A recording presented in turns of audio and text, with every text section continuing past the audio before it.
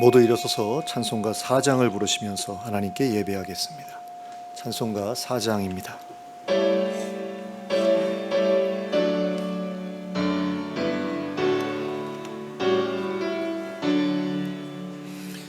성부 성자와 성령 영원히 영광 받으옵소서. 태초로 지금까지 또 길이 영원 무궁 성삼위께 영광. 아멘. 함께 기도하겠습니다. 사랑과 은혜가 풍성하신 하나님 아버지, 오늘 저에게 복된 주일을 허락하심을 감사합니다. 이 주일에 저희가 하나님 만나 뵙기 위해 이 자리에 모였습니다. 성령으로 임하여 주시길 원합니다. 그리고 저희의 마음을 새롭게 하여 주시고 저희의 삶을 새롭게 하여 주시길 원합니다. 하나님께서 원하시는 아름다운 삶을 살아갈 수 있도록 하나님 힘과 능력을 더해 주시길 원합니다. 그래서 하나님께서 보시기에 아름다운 모습으로 하나님 앞에 살아가게 하시고 또 사람들 앞에 살아갈 수 있도록 이 시간 변화시켜 주시옵소서. 예수 그리스도의 이름으로 기도하였습니다. 아멘. 찬송가 20장을 함께 찬송하시겠습니다. 찬송가 20장을 함께 찬송하시겠습니다.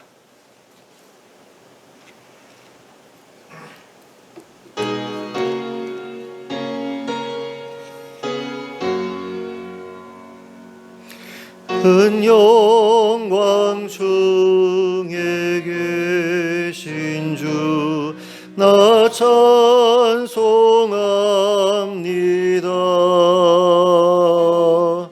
영원히 계신 주 이름 나 찬송합니다.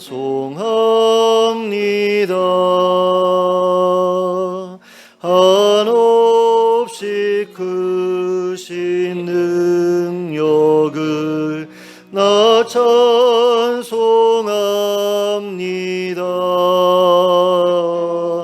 참되고 미쁜 그 언약 나 찬송합니다. 온 천지 창조하시던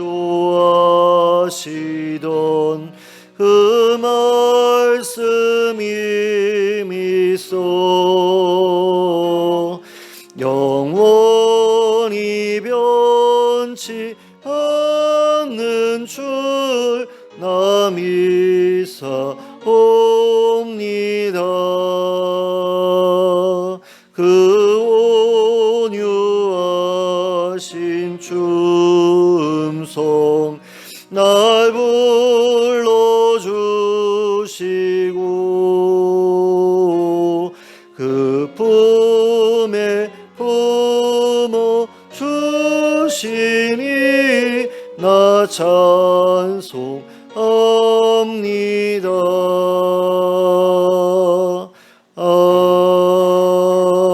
아멘. 교동문 51번 시편 118편을 함께 교독하겠습니다. 교동문 51번 시편 118편입니다. 함께 교독하겠습니다. 제가 먼저 시작합니다. 여호와께 감사하라. 그는 선하시며 그의 인자하심이 영원하미로다. 이제 이스라엘은 말하기를 그의 인자하심이 영원하다 할지로다. 이제 아론의 집은 말하기를 그의 인자하심이 영원하다 할지로다. 이제 여호와를 경외하는 자는 말하기를 그의 인자하심이 영원하다 할지로다. 내가 고통 중에 여호와께 부르짖었더니 여호와께서 응답하시고 나를 넓은 곳에 세우셨도다. 여호와는 내 편이시라. 내가 두려워하지 아니하리니 사람이 내게 어찌할까. 여호와께서 내 편이 되사 나를 돕는 자들 중에 계시니 그러므로 나를 미워하는 자들에게 보응하시는 것을 내가 보리로다. 여호와께 피하는 것이 사람을 신뢰하는 것보다 나으며 여호와께 피하는 것이 고관들을 신뢰하는 것보다 낫도다. 문 나라가 내가 나를 애워쌌으니 내가 여호와의 이름으로 그들을 끊으리로다. 너는 나를 밀쳐 넘어뜨리려 하였으나 여호와께서는 나를 도우셨도다. 여호와는 나의 능력과 찬송이시요 또 나의 구원이 되셨도다. 아멘. 사도신경으로 우리의 신앙을 고백하겠습니다. 전능하사 천지를 만드신 하나님 아버지를 내가 믿사오며 그 외아들 우리 주 예수 그리스도를 믿사오니 이는 성령으로 잉태하사 동정녀 마리아에게 나시고 본디오 빌라도에게 고난을 받으사 십자가에 못 박혀 죽으시고 장사한 지 사흘 만에 죽은 자 가운데서 다시 살아나시며 하늘에 오르사 전능하신 하나님 우편에 앉아 계시다가 저리로서 산자와 죽은 자를 심판하러 오시리라. 성령을 믿사오며 거룩한 공회와 성도가 서로 교통하는 것과 죄를 사하여 주시는 것과 몸이 다시 사는 것과 영원히 사는 것을 믿사옵나이다. 아멘. 모두 자리에 앉으셔서 찬송가 312장을 부르시면서 하나님께 봉헌 드리겠습니다. 찬송가 312장입니다.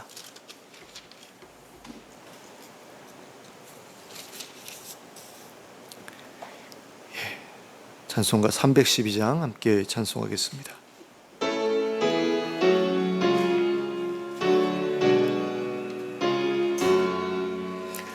너 하나님께 이끌리어 일평생 주만 바라면 너 어려울 때 힘 주시고 언제나 지켜주시리.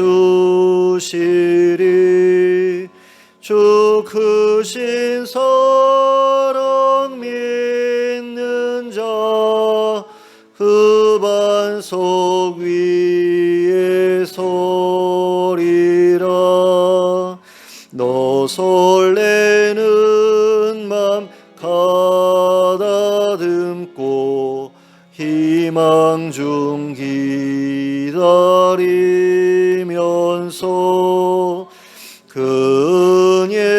은혜로우신 주의 뜻과 사랑에 만족하여라. 우리를 불러주신 주 마음에 소원하신다. 주 찬양하고 기도하며 내 몸이 성하면 주 약속하신 모든 은혜 내게서 이루어지리라. 참되고 의지하는 자 주께서 기억하시리.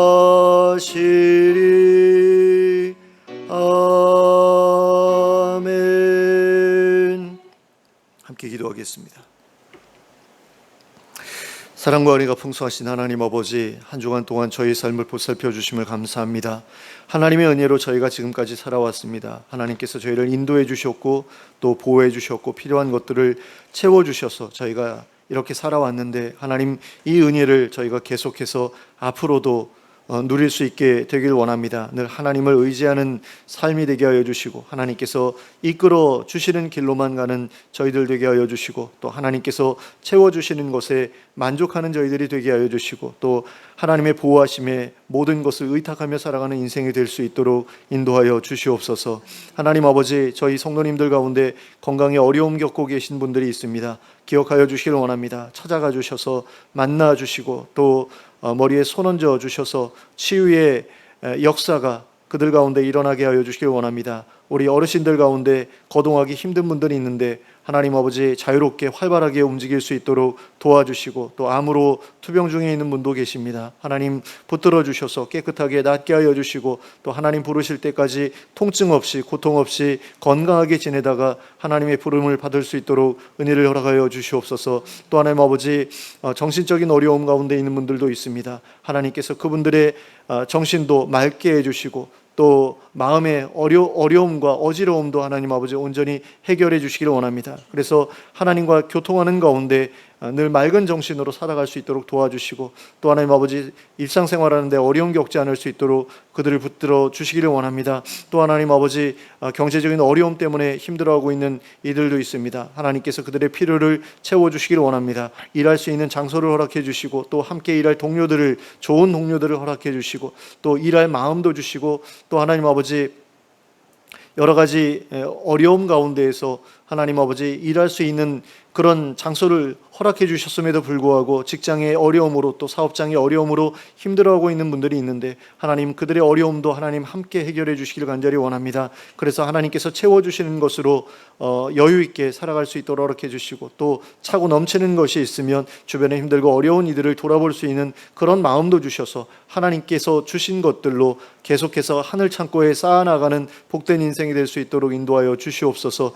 또 하나님 아버지 우리 지역 가운데 어려운 일들이 많이 있는 것을 봅니다. 하나님 아버지 많은 사업장이 문을 닫았고, 또 원룸 가운데 공실도 많이 늘어나고 있는 그런 상황 가운데 있습니다. 하나님 사람들이 떠나가는 그런 지역 되지 않을 수 있도록 하나님 도와주시고, 또 지방의 그 소멸되는 그런 지역 가운데 이 지역이 속하지 않을 수 있도록 또한 지켜주시기를 원합니다. 계속해서 사람들이 모여들고, 또 그 안에서 하나님을 알아가게 되는 그런 사람들이 늘어나는 지역이 되게 하여 주시고, 이 지역에 있는 수많은 교회들이 자기들에게 맡겨진 사명을 잘 감당하는 가운데 많은 이들을 하나님께로 인도할 수 있는 그런 교회들이 될 수 있도록 은혜를 허락하여 주시옵소서. 그래서 이 지역사회에 하나님께서 일하시는 것이 두드러지게 나타나게 하여 주시고, 그 가운데서 많은 이들이 기뻐하며 또 하나님을 경외하며 함께 어우러져서 살아가는 그런 아름다운 동네가 될 수 있도록 도와주시옵소서.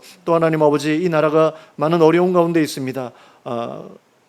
의료 분쟁으로 인해서 고통받는 환자들이 많이 있는 것을 봅니다. 또 그리고 경제적인 그런 어려움으로 고통받고 있는 이들도 있습니다. 물가가 계속해서 올라가고 있는 가운데 사업장은 어려워지고, 또 생계에 필요한 그런 재정은 채워지지 않아서 어려움 겪고 있는 이들이 많이 있는데, 하나님 아버지 이 문제도 속히 해결될 수 있도록 은혜를 베풀어 주시옵소서. 정부 관료들에게 지혜를 허락해 주셔서 이 물가를 잘 잡아낼 수 있도록 허락해 주시고, 그 가운데에서 궁핍한 사람들, 또 굶주리는 사람들, 굶어 죽는 사람들 나오지 않게 하여 주시고, 또 정말로 나라가 정말 삶의 위기에 몰려있는 사람들에게 많은 도움을 베풀어 주고 그들의 생명을 부지해 나갈 수 있도록 돕는 그 일에 잘 대처할 수 있는 그런 정부가 될 수 있도록 은혜를 베풀어 주시길 원합니다. 또 세계 여러 곳에 지진과 또 해일과 또 그리고 폭염으로 인해서 고통받고 있는 그런 이들 많이 있습니다. 정말 하나님께서 도와주시지 않으면 살아남을 수 없는 그런 연약한 존재가 저희 인간들인 것을 고백합니다. 하나님의 은혜를 간절히 구하오니 하나님 그런 어려움 가운데서 고통받고 있는 이들에게 구원을 허락해 주시기를 원합니다. 하나님을 아는 그런 지혜를 그들이 그 위기를 틈타서 갖게 해주시고, 또 그들을 돕는 이들을 통해서 그들의 생명이 유지될 수 있는 필요들을 채워나갈 수 있도록 도와주시길 원합니다. 그리고 그 일에 헌신하고 있는 선교사님들, 선교단체들, 또 NGO 단체들과 봉사자들 기억해 주시기를 원합니다. 또 국내에서 동일한 사역하고 있는 분들에게도 동일한 은혜를 베풀어 주시길 간절히 원하고, 그들의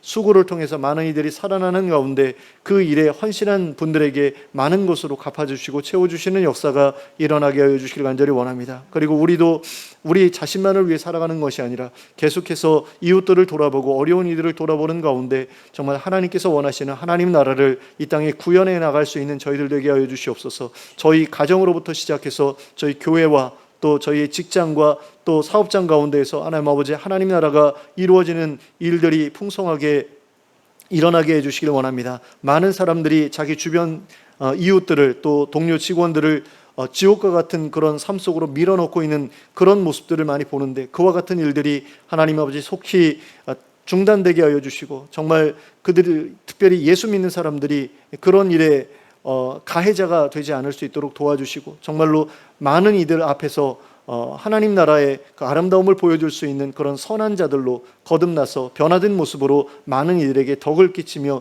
살아가게 하여 주시길 원합니다. 그리고 그 일을 통해서 하나님께서 영광 받으시는 일을 볼 수 있게 하여 주시길 원합니다. 하나님, 또 우리가 예배 위에서 이 자리에 모였습니다. 이 예배 가운데 저희가 드리는 찬양과 기도와 예물을 하나님 기쁘게 받아주시길 원합니다. 그리고 하늘의 신령한 복으로 복 주시길 원합니다. 많은 은혜를 하나님 아버지 저희에게 허락하여 주시고 또 그리고 저희의 심령의 변화를 하나님께서 일으켜 주시고 또 그 가운데서 새로운 삶을 결단하고 돌아가는 일들이 풍성하게 하여 주시옵소서. 또 저희가 드린 예물이 하나님의 뜻 가운데서 아름답게 사용되어서 그 예물을 통해서 많은 이들이 구원을 얻고 또 생명의 도움을 얻을 수 있도록 은혜를 허락하여 주시옵소서. 이 모든 말씀을 예수 그리스도의 이름으로 기도하였습니다. 아멘.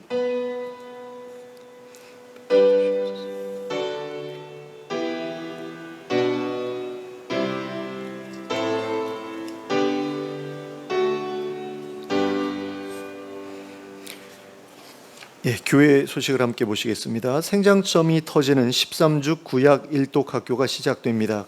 관심 있는 분들의 적극적인 참여를 부탁드립니다. 일시는 2024년 9월 3일부터 12월 3일까지고요. 매주 화요일 오후 7시 30분부터 9시 30분까지 진행됩니다. 그리고 온라인으로 줌으로 진행이 되고 강사들은 경기 서북지부 전문 강사, 그러니까 생터 성경사역원이라는 그런 단체가 있습니다. 그 이해실 사모님이 운영하시는 곳인데 거기서 이제 성경 일독 학교 뭐 이런 거 이제 운영하고 있거든요. 그 가운데서 성경방이라고 하는 그런 프로그램을 지금 제가 소개해드리고 있는 겁니다. 교재는 성경방 워크북, 구약, 내비게이션, 또 어성경이 읽어지네 어성경 이렇게 4권이고요. 회비와 별도로 개별적으로 구입하시면 되겠고 회비는 5만 원입니다. 그리고 문의는 우리 홍미라 목사님께 해주시면 되겠습니다. 예, 그리고 다른 광고는 주보를 참고해 주시면 되겠습니다. 예, 좌우를 눌러보시면서 인사 나누시기 바랍니다. 잘 오셨습니다. 잘 오셨습니다. 예, 와야 될 분이 아직 안 오셨네요. 예, 조금 있으면 오겠죠. 예, 하나님의 말씀 함께 보시겠습니다. 마가복음 3장 13절부터 19절까지의 말씀을 함께 보시겠습니다. 마가복음 3장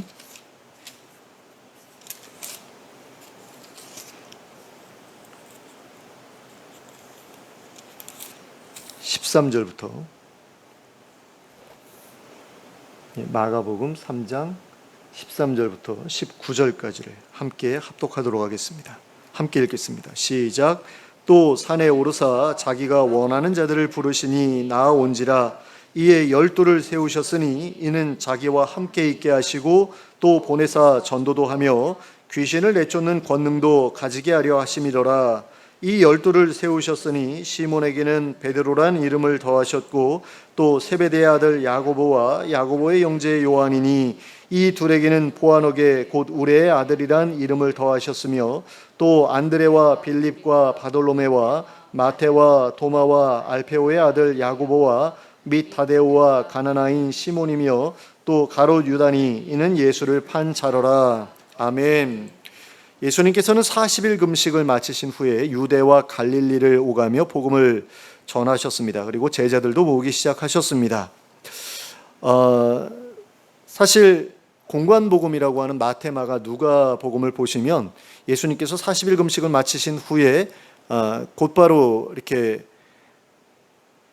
그 갈릴리로 가신 것처럼 그렇게 기록하고 있는데 요한복음을 보면 유대에서 한동안 사역을 하시다가 갈릴리로 옮겨가신 것으로 그렇게 기록하고 있는 것을 보게 되고요. 그 기간이 무려 8개월 가까이 된다라고 그렇게 되어 있는 것을 보게 되는데 어떤 분들은 요한복음을 뭐랄까 그 연대기 순으로 기록된 그 복음서가 아니라 그 주제별로 구성된 그러니까 편집된 그런 복음서로 보기도 하거든요. 그런 면에서 이제 순서를 공관복음에 따라서 연대기적으로 볼 것이냐 아니면 요한복음까지 포함시켜서 볼 것이냐 이런 어떤 그런 선택의 문제가 있는데 그 성경방에서는 그 요한복음을 공간복음과 함께 이렇게 녹여 넣어서 8개월 동안 유대에 머무르다가 갈릴리로 옮겨가신 걸로 그렇게 기록하고 있습니다. 근데 저도 그런 관점에서 지금 이 말씀을 보려고 합니다. 그래서 유대에서 머무르시다가 이제 갈릴리로 가시게 되는데 그 전에 유대에서부터 이제 제자들을 모으기 시작하시죠.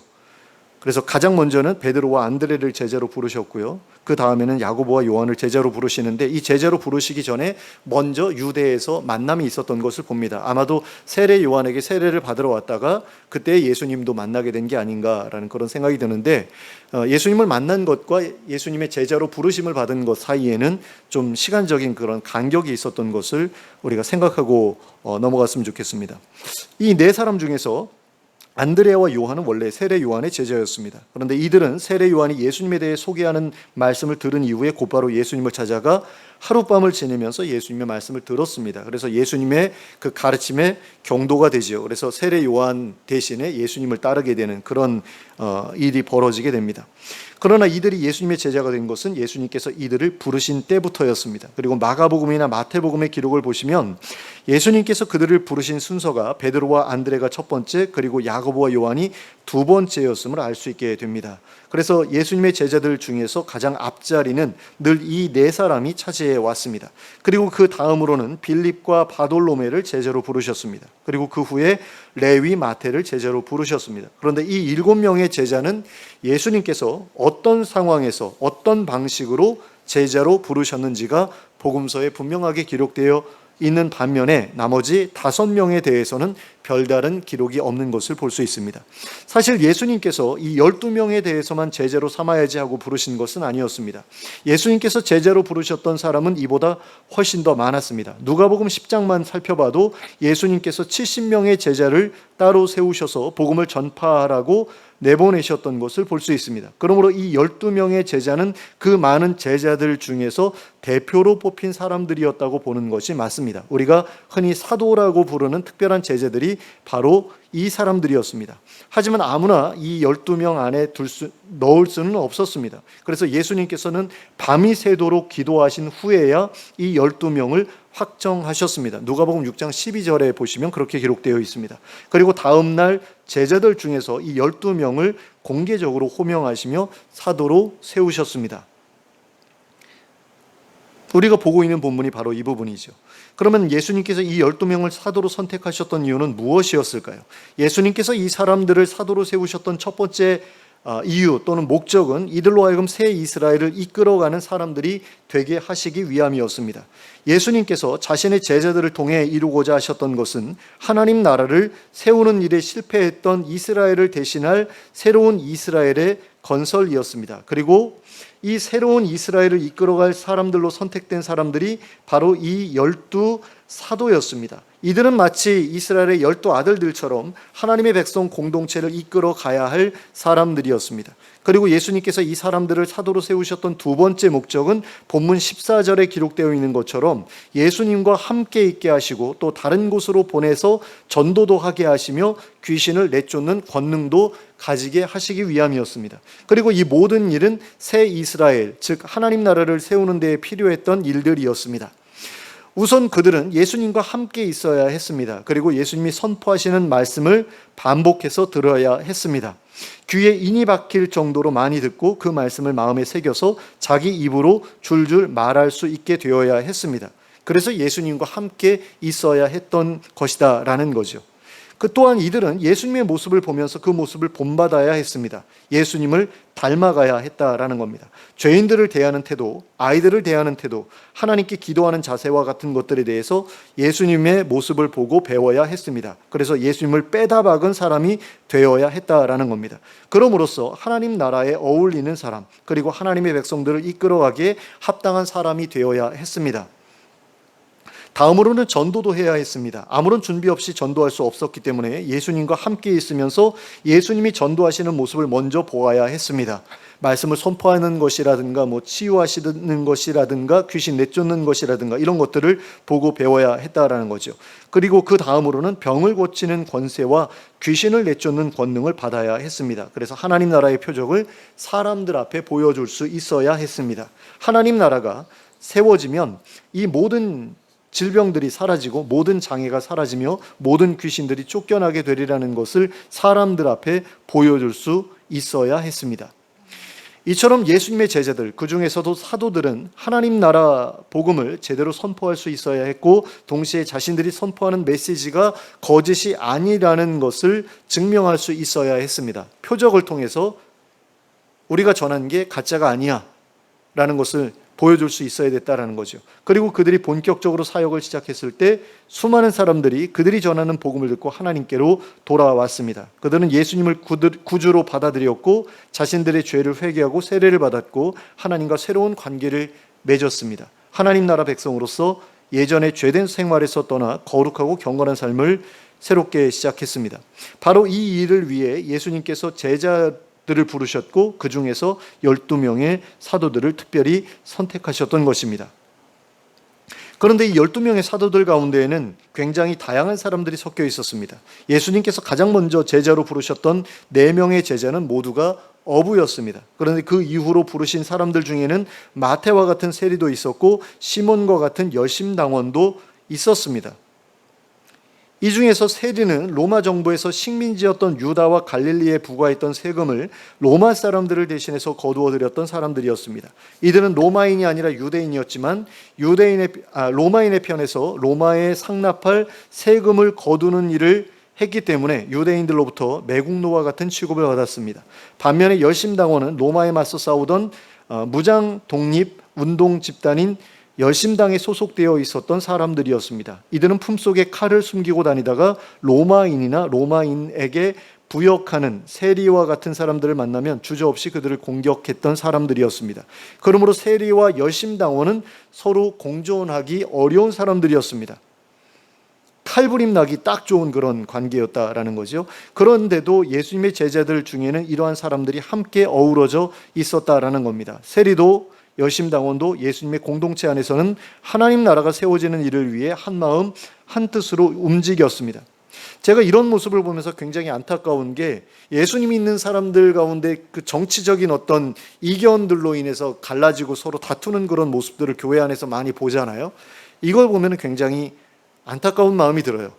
예수님 당시에는 세리도 열심당원도 서로 한마음을 품고 하나님 나라를 위해서 헌신했는데 요즘 기독교인들은 나라를 사랑하기 때문에 아마 그런 식으로 이렇게 자기들의 정치적인 의견을 내는 것이겠죠. 근데 그게 너무나 분열적으로 나타나고 있다는 겁니다. 그래서 이런 부분들은 우리가 좀 크게 반성해야 될 부분이 아니겠는가. 세리도 열심당원도 그렇게 그냥 교회 밖에 그냥 놔두면 서로 칼부림할 정도로 이렇게 관계가 안 좋았던 사람들도 예수 공동체 안에 들어와서는 그렇게 화목하게 지내면서 하나님 나라를 위해서 헌신했는데, 하나님을 위해서 헌신했는데 왜 예수 믿는 사람들은 이렇게 정치적인 뭐 보수냐 진보냐에 따라서 이렇게 교회 안에서 박터지게 싸우는지, 이런 부분들은 우리가 좀 돌아볼 필요가 있다는 거죠. 그런데 예수님의 제자들 대부분은 갈릴리 출신의 사람들이었습니다. 그리고 갈릴리는 유대 지역에 비해 가난하고 소외된 지역이었습니다. 그래서 이 지역 출신이라고 하면 유대 지역 사람들로부터 멸시를 당하는 일이 빈번했습니다. 그러니까 이거는 굉장히 억울한 일이라는 그런 생각이 들 수도 있었을 것 같아요. 왜냐하면 그 갈릴리 지역은 굉장히 변방이었거든요. 그래서 마치 그 조선시대 때 그 함경도나 뭐 평안도 이쪽으로 이렇게 사람들을 올려 보내면서 그 3인 정책 비슷한 걸 피웠잖아요. 그래서 사람들이 살지 않는 곳에 우리가 땅 줄 테니까 거기 가서 살아라 하면서 이렇게 사람들 보내가지고 그 땅을 그 국경을 넓히고 거기에 그 개척한 곳에 사람들을 보내서 살게 하는 그런 3인 정책을 폈던 것처럼 이 유대라는 나라 역시 그 갈릴리 지역에 사람들을 보내가지고 살면 거기서 이제 땅도 주고 뭐 하는 어떤 그런 식으로 해가지고 많은 사람들을 그쪽으로 보냈다고 그래요. 근데 그때에 옮겨간 사람들 대다수가 바리새인들이었다고 그러더라고요. 왜냐하면 이게 이스라엘의 그 지경 아닙니까? 근데 이스라엘의 지경을 다른 나라에 빼앗겼다가 이제 다시 회복을 했는데 너무 척박하니까 사람들이 가서 살려고 하질 않는 거예요. 그래서 누가 갔느냐? 믿음 좋은 사람들이 갔다라는 거죠. 하나님 나라의 구원을 원하는 그런 사람들이 열심을 가지고 갔는데 변방 사람들이라고 사도라고 해가지고 무시당하고 외면하고 막 이러니까 얼마나 그 사람들 입장에서는 속상한 일이겠어요. 근데 이런 식으로 외면을 했다라는 거죠. 유대 지역에 살던 사람들이, 지방 사람들이라고 무시하고. 하나님 믿는 사람들이 어떻게 이럴 수 있을까 싶은데 그런 일이 뭐 흔하게 벌어지는 일이다 보니까 뭐 이해할 수는 있죠. 그래서 사람들은 외면했지만 하나님의 아들인 예수님께서는 자신들의 사도들 대부분을 이 지역 사람들로 채우셨다라는 겁니다. 그러니까 그들의 그 어떤 열정, 마음 같은 것을 예수님께서 헤아리신 것이 아니겠는가라는 그런 생각을 할 수 있죠. 사실 영향력의 측면을 따져본다면 예루살렘 출신의 학식 많은 사람들을 사도로 삼으시는 편이 더 나았을 수도 있습니다. 그러면 십자가에 달려 죽지 않으셨을지도 모르죠. 영향력 있는 제사장들의 아들들이나 영향력 있는 서기관들의 아들들을 사도로 삼았더라면 그들과 같은 편이 되어 안전하게 세력을 확장해 나가실 수도 있었을 것입니다. 하지만 그것은 하나님께서 바라시는 바가 아니었습니다. 예루살렘의 종교 지도자들은 하나님으로부터 떠나 있었고 그런 삶에 만족하고 있었습니다. 그럼에도 불구하고 그들은 자신들이 하나님의 뜻에 합당하게 살고 있다고 착각하고 있었습니다. 무엇보다 그들은 하나님 나라에 관심이 없었습니다. 새로운 세상이 시작되기보다는 현재의 세상이 그대로 지속되기를 바랐습니다. 따라서 그런 생각을 가지고 있었던 사람들에게 하나님 나라의 일을 맡기는 것은 합당한 일이 아니었습니다. 그들의 사회적인 지위와 영향력은 하나님께 있어서 별로 중요한 것이 아니었기 때문입니다. 하나님께 있어서 중요했던 것은 그들의 마음이 하나님 나라를 간절히 소망하고 있느냐 하는 것이었기 때문입니다. 예수님께서 사도로 부르셨던 사람들은 사회적인 지위나 영향력이 별로 대단치 않았던 사람들이었습니다. 하지만 그들은 하나님 앞에서 종교적인 위선을 보이지 않았던 사람들이었습니다. 그러니까 겉과 속이 다르지 않은 사람들이었다라는 거죠. 그래서 예수님께서 나다나엘에 대해서 이렇게 만나신 후에 그런 말씀을 하시잖아요. 너는 속과 겉이 다르지 않은 사람이구나. 참 이스라엘 사람이구나. 라고 그렇게 말씀하시잖아요. 예수님께서는 그런 사람들을 제자로 받아들이셨고 사도로 받아들이셨다라는 거죠.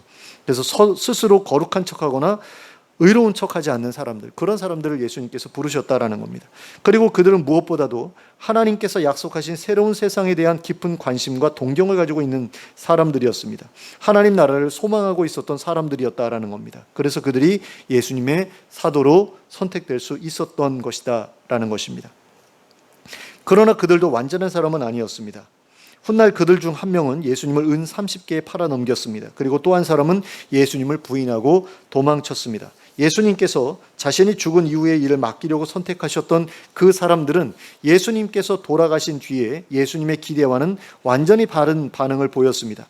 갈릴리로 가서 기다리라고 하셨는데 그 어느 누구도 갈릴리로 가려고 하지 않았습니다. 모두 다 예루살렘 어느 한 구석에 숨어서 벌벌 떨고 있었습니다. 그리고 심지어는 부활하신 예수님께서 수차례에 걸쳐 그들을 찾아오시자 그제야 겨우 갈릴리로 내려갔습니다. 하지만 성령님의 일하심을 체험한 이후로 그들은 예수님과 함께 있었던 그때처럼 열심히 복음을 전하기 시작했습니다. 그리고 최선을 다해 하나님 나라 공동체를 세워나가기 시작했습니다. 그리하여 예수님께서 그들 가운데 계셨을 때처럼 하나님 나라가 그들의 공동체 가운데 구현되기 시작했습니다. 부자들이 가난한 사람들을 위해 자신들의 재산을 내어놓았습니다. 그리고 교회는 그것을 가난한 사람들에게 나누어 주었습니다. 그리고 그 결과 그들 중에 핍절한 자가 없어졌습니다. 사람들은 날마다 함께 모여 서로 교제하며 식사를 나누었습니다. 교회의 모든 구성원들이 한 가족이 되어 즐겁고 화목하게 지냈습니다. 이렇게 사도들은 자신들의 사명을 온전히 감당해냈습니다. 그러면 오늘날 이 12명의 사도들과 우리 사이에는 무슨 관계가 있을까요?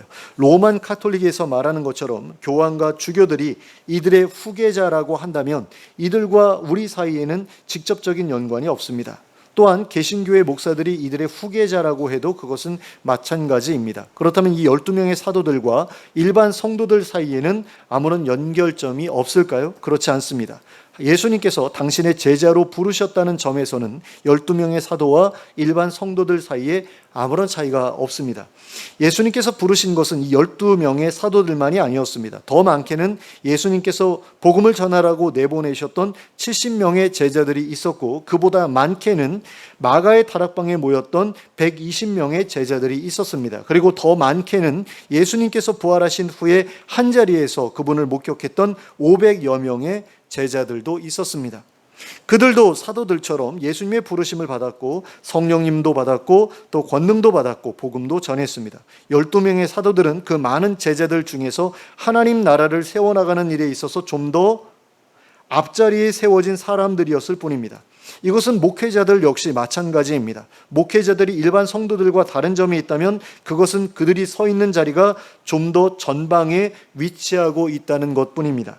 목회자들이나 일반 성도들이나 모두가 하나님 나라를 세워나가도록 부르심을 받은 사람들입니다. 다만 주어진 역할이 다르고 주어진 책임의 무게가 다를 뿐입니다.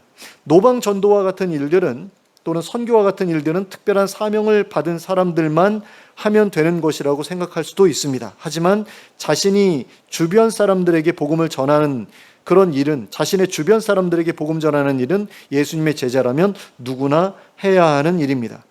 목회자도 제자이고 일반 성도도 제자입니다. 12사도 역시 사도이기 이전에 제자였습니다. 그리고 제자에게는 누구에게나 주어져 있는 사명이 있습니다. 그것은 바로 하나님 나라의 백성으로서 하나님 나라를 세워가야 할 책임입니다.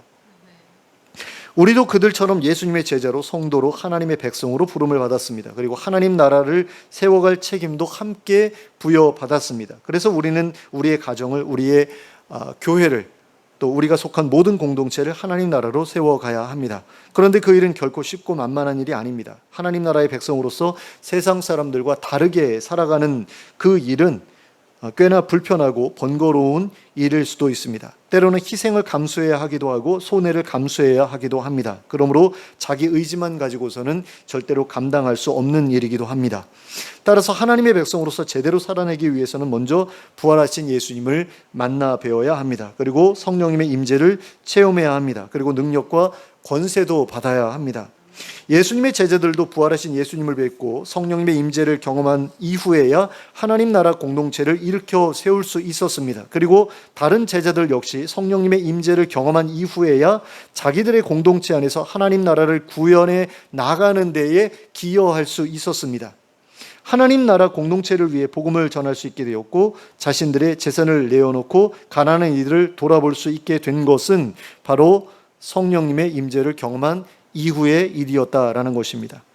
그러므로 예수님께로부터 제자로 부름을 받았다면 그 누구라도 성령님의 임재를 경험해야 합니다.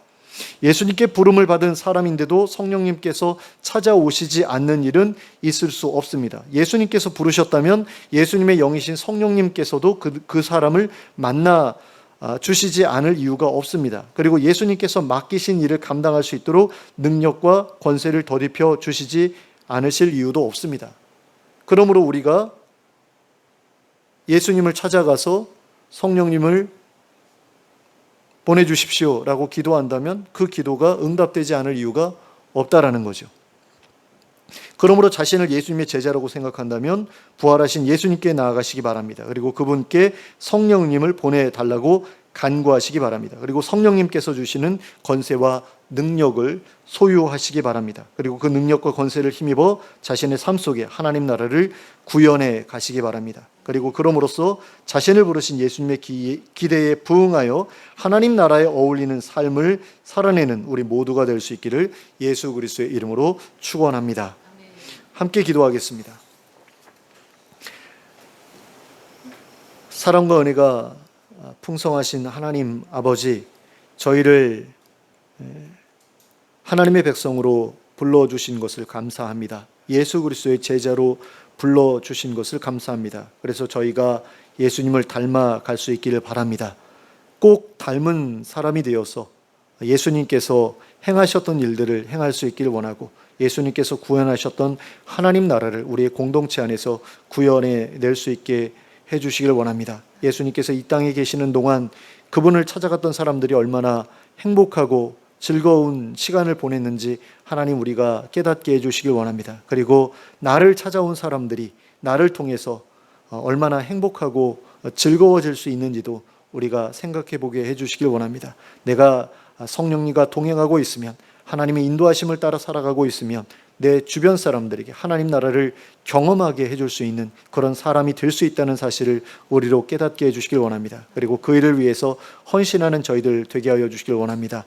하나님 아버지, 정말 예수님처럼 주변 사람들을 복되게 하고 또 기쁘게 하는 그런 삶을 살아낼 수 있기를 원합니다. 그러기 위해서 저희에게 성령님이 필요합니다. 성령님의 도우심이 필요합니다. 성령님께서 주시는 능력과 권세를 덧입어야 할 필요가 있습니다. 하나님 허락하여 주시옵소서. 그래서 저희로 하여금 하나님의 일을 하는 데에 정말 쓸모있는 자들 되게 하여 주시기를 원합니다. 정말 우리의 마음이 먼저 새로워져서 많은 이들을 돕기 위해서 많은 것을 내어놓을 수 있는 자들 되게 하여 주시길 원합니다. 우리의 시간과 또 힘과 에너지를 또 재정을 내어놓을 수 있는 자들 되게 하여 주시고, 그럼으로써 정말 삶의 고통 가운데 있는 사람들, 정말 굶주리는 사람들, 핍절한 사람들, 그런 사람들에게 도움을 끼칠 수 있는 저희들 되게 하여 주시길 원합니다. 그래서 그 일을 통해서 하나님을 기쁘시게 하고 또 하나님의 마음에 흡족한 사람으로 변화되어가는 그런 일들을 계속해 나갈 수 있게 되길 원하오니 주님 도와주시옵소서. 예수 그리스도의 이름으로 기도하였습니다. 아멘. 모두 일어서서 찬송가 329장을 함께 찬송하시겠습니다. 찬송가 329장입니다.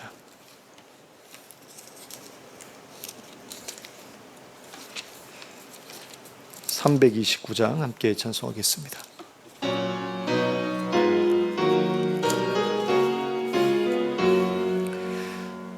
주 날 불러 이르소서, 말씀대로 전하리라. 나 주님의 뜻을 따라 길 잃은 양 찾으리라. 주 날 인도하옵소서, 나도 남을 인도하리.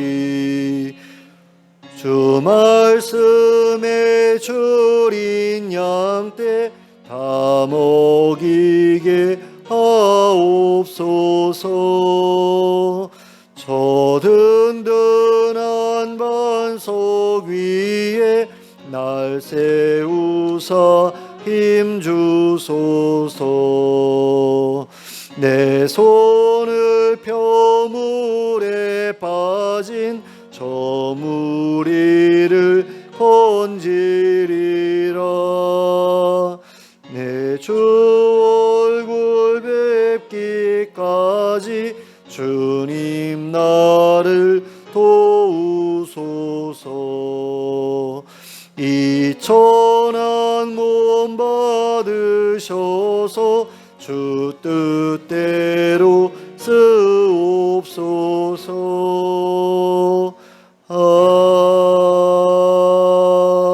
아멘.